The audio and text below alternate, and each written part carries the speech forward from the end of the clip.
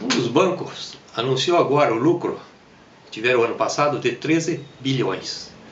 Se você comparar todos os bancos que faturam, as financeiras, os agiotas, dá um total mais ou menos de uns 500 bilhões. Todo esse dinheiro sai do mercado. Saindo do mercado, vai para quem? Vai para essas instituições e os seus acionistas. Esse dinheiro não volta para o mercado, principalmente o que gira toda a economia. E o que acontece?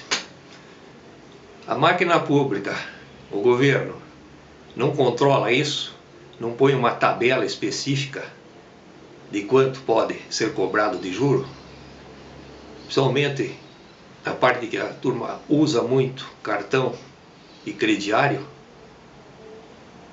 que chega lá 300, 400% ao ano, que deixa a população endividada porque quer consumir o que não pode, ou necessidades de última hora que precisam e não tem condição de arcar com os custos desses valores. Se isso aí fosse tabelado, se evitaria bilhões de que volta para a mão dos bancos financeiros e agiotas.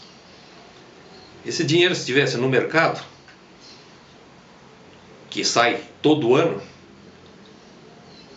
geraria produção. Primeiro, daria poder de compra para as pessoas, essas mesmas pessoas que estão endividadas, que gastaram, perderam esse dinheiro, porque isso aí é uma perda, é um estelionato, uma cobrança de juros nesse valor aí de 300, 400%, é meter a mão dentro da lei, porque alguém aprova e deixa a coisa rolar. Se esse dinheiro está no mercado, o poder do consumidor de compra, ele pode consumir. Ele consumindo, a indústria e o comércio vende. A indústria pode produzir. Se a indústria deixa de produzir e o mercado deixa de vender, é porque não tem consumo. Se não tem consumo é porque o povo não tem esse dinheiro. E aí que acontece o desemprego. E por isso que tem 20 milhões aí de desempregados e milhões, uns 40 milhões de miseráveis, porque uns faturam uma fábula e outros vivem na miséria. Aí pegam e para fazer outro movimento para tirar o dinheiro do mercado, exatamente o salário mínimo. Que isso aí deveria ser o que a Constituição manda, que se tivesse 4 mil reais, que seria em torno disso aí, dentro da Constituição, o que manda a Constituição, direitos à moradia, alimentação, vestuário e etc. Eles simplesmente cortam para garantir caixa para a máquina pública.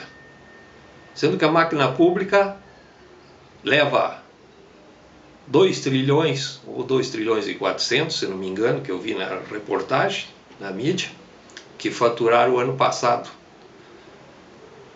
É mais, juntando com o que os bancos levam, são pelo menos 3 trilhões, isso por baixo, você não está analisando mais a fundo, chega a mais 3 trilhões que saem do mercado todo ano. Aí o que acontece? Exatamente o que está acontecendo. O que tem que se fazer? Primeira coisa, os bancos, se não acabarem com essa cobrança absurda e acabarem com essa alegria de só querer faturar sem correr risco, se ele é um banco, é uma instituição, é uma financeira, ele tem que assumir os riscos. Não é porque inventar, porque não vai pagar, ele quer cobrar tanto. E ninguém toma providência, a máquina pública, o governo, os políticos.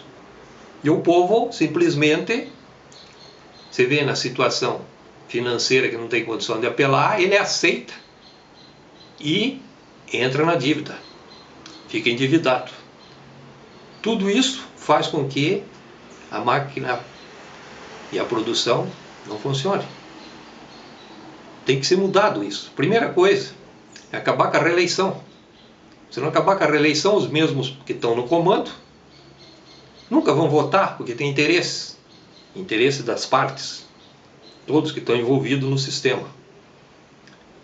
junto a esses fatos, fazem com que a máquina não funcione e o povo que se lasca, principalmente os que menos ganham. E mesmo os que têm um poder aquisitivo um pouquinho maior, sofrem as consequências, porque tem que pagar imposto de renda, que é um absurdo. Em vez da máquina pública sustentar sozinha, diminuir custos, diminuir despesa, acabar com mordomias, acabar com super salário, super aposentadoria, fazer mais ou menos igual, mas não para deixar para daqui 10, 20 anos, 30 anos, para interesse de quem está já faturando, porque não quer perder as mordomias, continua do mesmo jeito. Isso aí tem que ser fazer a lei e fazer as mudanças imediatas e não interessa para quem quer ou quem não quer. Se o Congresso não consegue aprovar, saia fora. Cabe com a reeleição. Acabando com a reeleição, entra novas cabeças, que daí não são convencidas pelos mesmos que estão controlando o sistema. Entrando uma nova equipe que vai fazer as mudanças. Claro que tem que ser equipe que tem interesse no povo, na economia e no Brasil. Vai mudar tudo isso. Isso fazendo algumas reformas como a administrativa para acabar com tudo isso aí, a tributária. Não pode porque a lei está assim. Mude a Constituição. Primeiro os bancos, se eles não querem baixar os impostos, tabele. E outra coisa, faça com que o governo peça concordata, como está na lei de falência, e reduza pelo menos em 50% o valor da dívida. Se diminuir 50% o valor da dívida, já vai reduzir os gastos. Mas não é a ideia só reduzir os gastos, é quitar essa dívida, que todo esse valor que é pago anualmente de juros do governo para as instituições credoras, poderia ficar no mercado. Ou o governo fazer as necessidades que a população precisa em todos os setores. Peça concordata, peça falência, e o que? 50% que resta da dívida, que está próximo de 5 trilhões, pague com tudo que a máquina pública tem de patrimônio. Não é tudo, parte, porque são muitos, mas que pague com o patrimônio da máquina pública. Aeroportos, rodovias, ferrovias, metrôs, minérios, tudo que é explorado, que não dá lucro e que só forma um cabide de emprego, acabar com a estabilidade do funcionário público, fazendo-se uma reforma nesse estilo, muda tudo. Não está certo, não pode? Muda a Constituição. Faça uma nova Constituição, complemente a Constituição, mudando esses parâmetros. Que isso aí foi o quê? Pessoas que criaram vantagens próprias para estar nas condições que estão e fazendo isso que acontece na economia, no Brasil e no povo. Eu vou encerrar isso aí. Eu sou Israel Tagliari. Eu vejo as coisas como acontece no dia a dia, sobrevivendo com um salário mínimo que paguei 25 anos, não me devolveram o dinheiro, ficaram com parte do dinheiro, de mais de 8 anos, e morreu simplesmente.